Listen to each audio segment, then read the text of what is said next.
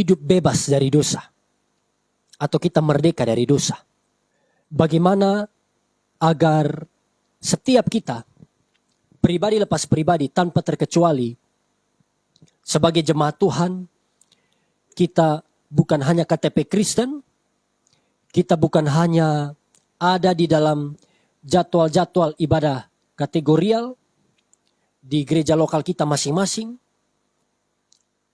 namun pada hakikatnya kita masih hidup tinggal di dalam dosa, nyaman di dalam dosa, dan kita tahu bahwa dosa-dosa ini membawa kebinasaan dalam kehidupan kita.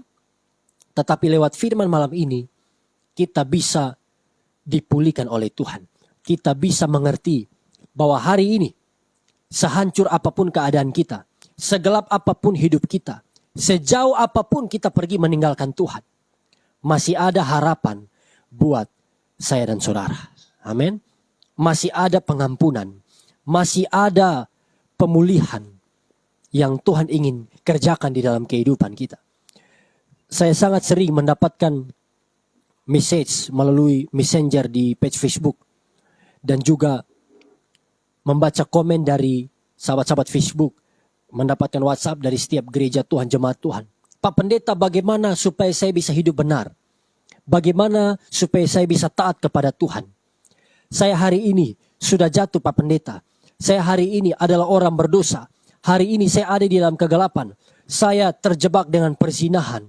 Saya terjebak dalam dosa percabulan. Saya terikat narkoba, alkohol, rokok, pornografi, dan lain sebagainya. Hal-hal negatif, dosa-dosa yang mengikat kita. Saudara bisa tambahkan di listnya. Pak Pendeta, hari ini saya tidak pernah beribadah lagi. Terakhir kali saya beribadah di tahun 2019. Saya terluka dengan pendeta saya. Saya kepahitan dengan sesama majelis, dengan pelayan Tuhan lainnya. Apapun situasi, apapun keadaan kita hari ini, kalau Anda merasa hari ini Anda sudah berdosa, Anda sudah jatuh, firman ini buat engkau. Katakan amin. Di bagian pertama, saya ingin katakan seperti ini. Jemaat Tuhan, sehancur apapun keadaan kita hari ini, mungkin kita ada di dalam dosa. Percayalah, masih ada harapan untuk kehidupanmu. Saya ulangi sekali lagi, masih ada harapan untuk engkau.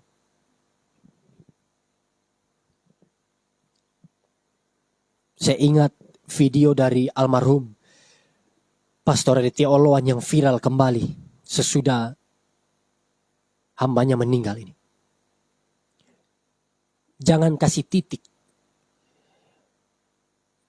di dalam kehidupan orang lain.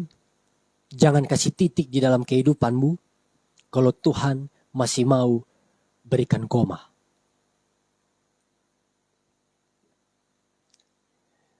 Jangan pernah merasa bahwa pintu sudah tertutup, bahwa tidak mungkin lagi kita bertobat, kita kembali pada Tuhan. Tidak akan ada lagi pengampunan bagi kita. Tidak, Bapak Ibu Saudara. Tetap percaya, hari ini masih ada pengharapan buat kehidupan kita. Kenapa? Karena Tuhan Yesus sangat mengasihi engkau. Wow, haleluya. Ini kebenaran yang saya yakini, saya percaya sangat powerful. Tapi Pak Pendeta, hari ini saya ada di dalam lumpur dosa. Saya tidak mungkin lagi berkenan di hadapan Tuhan. Dengar baik. Tuhan Yesus sangat mengasihimu. Dia bukan hanya mengasihi kita. Dia sangat mengasihi kita. He loves us very much. Dia mengasihi kita. Bahkan dia berikan nyawanya untuk mati. Gantikan saya dan saudara. Kita akan peringatkan, atau kita akan peringati kematian dan kebangkitan Yesus minggu depan. Ada banyak alasan, ada banyak penyebab yang membuat kita terjebak dalam dosa hari ini. Kita tahu di dalam Roma 3:23, semua kita adalah orang berdosa. Semua kita telah berbuat dosa dan kita kehilangan kemuliaan Allah. Mungkin karena tidak adanya keteladanan dari orang tua, kita bertumbuh menjadi anak-anak liar, anak-anak yang hancur. Mungkin karena gembala kita atau pendeta, orang yang harusnya menjadi panutan kita, orang yang harusnya menggembalakan kita, mereka gagal untuk memuridkan kita, untuk mengajarkan kebenaran kepada saya dan saudara mungkin. Membuat kita jatuh ke dalam dosa. Mungkin karena himpitan ekonomi, karena kesulitan finansial membuat Anda rela untuk menjadi simpanan pejabat-pejabat tertentu, yang membuat Anda rela untuk menjual dirimu demi supaya bisa bertahan hidup. Saudara dengar baik. Setiap kita, sehancur apapun hidup kita hari ini, kita diciptakan menurut gambar dan rupa Allah. Amin. Anda dibuat atau Anda diciptakan menurut gambar Allah. Kejadian pasal 1 ayatnya yang ke-27. Kita baca ayat ini. Kejadian 1 ayat 27. Maka Allah menciptakan manusia itu menurut gambarnya. Menurut gambar Allah diciptakannya dia. Laki-laki dan perempuan diciptakannya mereka. Apa arti ayat ini? Artinya adalah bukan berarti bahwa kita diciptakan menjadi Tuhan. Kita menjadi omnipoten, omniscient, omnipresence. Bukan Bapak Ibu Saudara. Tetapi kita memiliki karakter Kristus. Katakan amin. Kita diciptakan menurut gambar rupa Allah. Seperti apa Tuhan kita? Tuhan kita berkuasa. Amin. Anda pun bukan orang yang kalah. Anda bukan orang yang gagal. Anda bukan orang terkutuk. Anda orang yang juga Tuhan berikan power, Tuhan berikan kuasa pada Anda untuk menaklukkan musuh-musuh di bawah kaki kita. Bilang amin. Tuhan berikan kuasa kepada kita untuk, saudaraku, menang dari semua tipuan-tipuan iblis. Dari semua, saudaraku, godaan-godaan dosa yang ingin menghancurkan kita. Mazmur 139 ayat 13 sampai ayatnya yang ke-16. Mari kita baca bersama-sama ayat ini. Mazmur 139 ayat 13 sampai 16. Bahkan sejak kita ada di dalam rahim ibu kita. Tahukah saudara? Tuhan membentuk kita. Tuhan menciptakan kita dengan begitu ajaib dan begitu dahsyat. Dia sudah menuliskan hari-hari depan kita. Dia sudah merancangkan rancangan terbaik buat kehidupan kita. Mazmur 139, 13 sampai 16. Sebab engkaulah yang membentuk buah pinggangku, menenun aku dalam kandungan ibuku. Aku bersyukur kepadamu oleh karena kejadianku dahsyat dan ajaib. Ajaib apa yang kau buat. Dan jiwaku benar-benar menyadarinya. Tulang-tulangku tidak terlindung bagimu ketika aku dijadikan di tempat yang tersembunyi. Dan aku direkam di bagian-bagian bumi yang paling bawah. Matamu melihat selagi aku bakal anak. Dan dalam kitabmu semuanya tertulis hari-hari yang akan dibentuk sebelum ada satupun daripadanya. Tuhan tidak membentuk kita untuk kita dikalahkan oleh dosa. Tuhan tidak merancangkan kita untuk kita menjadi pecandu narkoba. Tapi Tuhan membentuk saya dan saudara. Tuhan ciptakan saya dan saudara untuk kita menjadi bejana yang indah, untuk dipakai guna hormat kemuliaan nama Tuhan. Tepuk tangan buat Tuhan Yesus Kristus. Haleluya. Yeremia 29 ayatnya yang ke-11. Kita baca sama-sama ayat ini. Yeremia 29 ayat 11. 1, 2, 3. Sebab aku ini mengetahui rancangan-rancangan apa yang ada padaku mengenai kamu. Demikianlah firman Tuhan, yaitu rancangan damai sejahtera dan bukan rancangan kecelakaan. Untuk memberikan kepadamu hari depan yang penuh harapan. Amin. Tuhan tahu rancangan-rancangan apa yang ada padanya tentang setiap kita. Mungkin kita hari ini, kita pun tidak punya rancangan buat kehidupan, buat masa depan kita. Tapi Tuhan sudah punya rancangan untuk masa depanmu. Hidup kita ada di dalam tangan Tuhan. Hidup kita berharga di mata Tuhan. Kalau Tuhan punya rancangan yang indah Pak Pendeta, kenapa hari ini saya bergumul? Kenapa hari ini saya terpuruk? Karena rancangan Tuhan belum selesai buat hidup kita. Kita masih ada di separuh jalan. Kita mungkin masih ada di awal. Di halaman-halaman awal, mungkin masih di pendahuluan. Jangan cepat menyerah. Ini yang saya ingin bagikan pada Bapak Ibu Saudara. Kalau hari ini kita dikuasai dosa, kalau hari ini kita hancur, lihatlah bagaimana mulia dan ajaibnya hati Tuhan untuk saya dan saudara. Bagian berikut, apa yang Tuhan mau untuk kita lakukan. Kalau Anda ada di dalam dosa, kalau Anda tahu diri bahwa Anda sudah pergi jauh meninggalkan Tuhan, Tuhan berbicara pada setiap kita malam ini. Sadari setiap dosa-dosa yang ada dalam kehidupanmu hari ini. Sadarlah bahwa perzinahan hanya membawa kehancuran, kebinasaan. Sadarlah, waktu kita pergi ke dukun, waktu kita berusaha untuk meminta bantuan iblis, pakai pesugihan, pakai bantuan setan, pergi ke orang-orang pintar, itu hanya membawa kehancuran.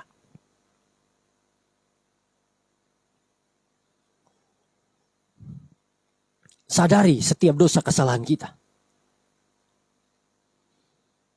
Kalau hari ini ada kepahitan di dalam hatimu, sadari bahwa kepahitan hanya membunuh kau. Kebencian menghancurkan kau sendiri. Kalau ada kesombongan di dalam kehidupanmu, ingat kata firman Tuhan, tinggi hati mendahului kehancuran. Kerendahan hati mendahului kehormatan. Kalau Anda dipimpin oleh hawa nafsu, keinginan mata, keinginan daging, keangkuhan hidup. Dalam 1 Yohanes 2 ayat 15 seterusnya itu. Sadari, keinginan daging hanya membawa kita kepada kebinasaan.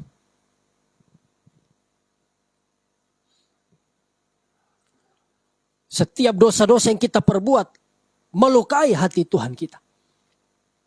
Karena itu, di dalam khotbah Petrus, salah satu penggalan kalimatnya di dalam Kisah Para Rasul 3 ayat 19. Petrus katakan seperti ini. Kisah Rasul 3 ayat 19. Karena itu sadarlah dan bertobatlah, supaya dosamu dihapuskan. Sadarlah dan bertobatlah. Petrus berkhotbah pada orang-orang Israel yang tidak mengerti, tidak mengenal bahwa Yesus Kristus yang mereka salibkan itu adalah satu-satunya Tuhan dan Juru Selamat. Mereka perlu untuk sadar. Mereka perlu untuk percaya bahwa Yesus bukan manusia biasa saja. Yesus tidak mati, dikuburkan dan selesai. No. Tapi Yesus adalah Tuhan 100%. Dan dia mati, memang dia mati. Tanggal 14 Nisan. Di dalam kalender Yahudi. Yesus mati, dia menggenapi hari raya Paskah sebagai anak domba yang mati disembelih. Menggenapi peraturan hukum Taurat. Tetapi pada hari yang ketiga, dia bangkit kembali. Dan ketika dia bangkit, kita akan pelajari ini nanti di Paskah. Kebangkitan Yesus membuktikan bahwa dosa-dosa kita sudah diampuni. Bahwa kita sudah diselamatkan. Tepuk tangan buat Tuhan Yesus Kristus. Haleluya. Sadarlah dan bertobatlah. Mari sadari setiap dosa-dosa kesalahan yang ada dalam kehidupan kita.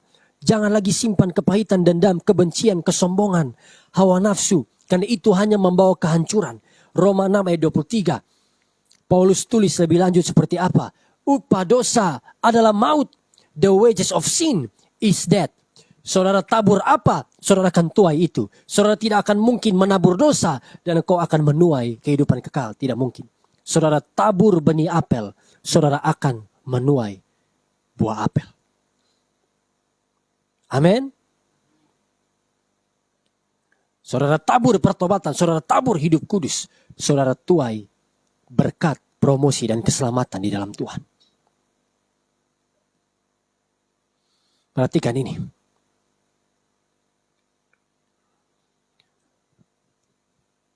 Tuhan mengasihi kita. Ketika kita ada di dalam dosa kehancuran hari ini, datanglah apa adanya kepada Tuhan. Amin. Datang apa adanya. Sama-sama komen di live, katakan, datang apa adanya.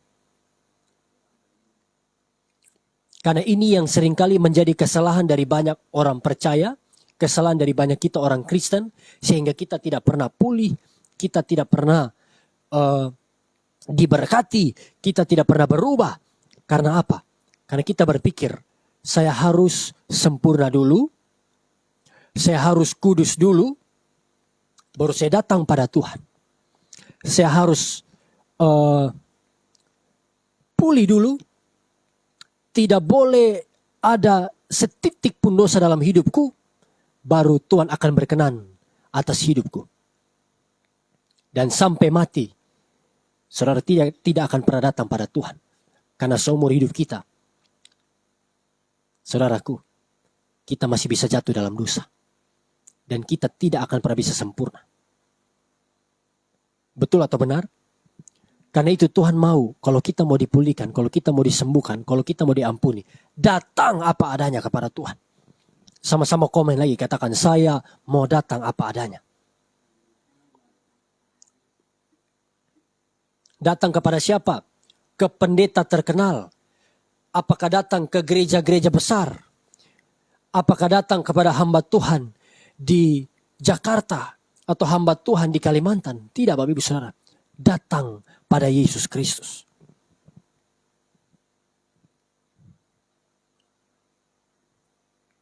Datang apa adanya kepada Dia.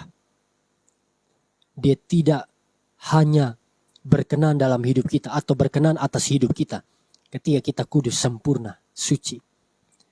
Tapi justru ketika kita ada dalam kehancuran, mungkin keluarga kita juga tidak mau mengakui kita. Sahabat-sahabat kita meninggalkan kita. Sesama jemaat Tuhan mengucilkan kita. Oleh karena apa yang kita perbuat. Tahukah Anda bahwa hanya Yesus yang menerima kita apa adanya?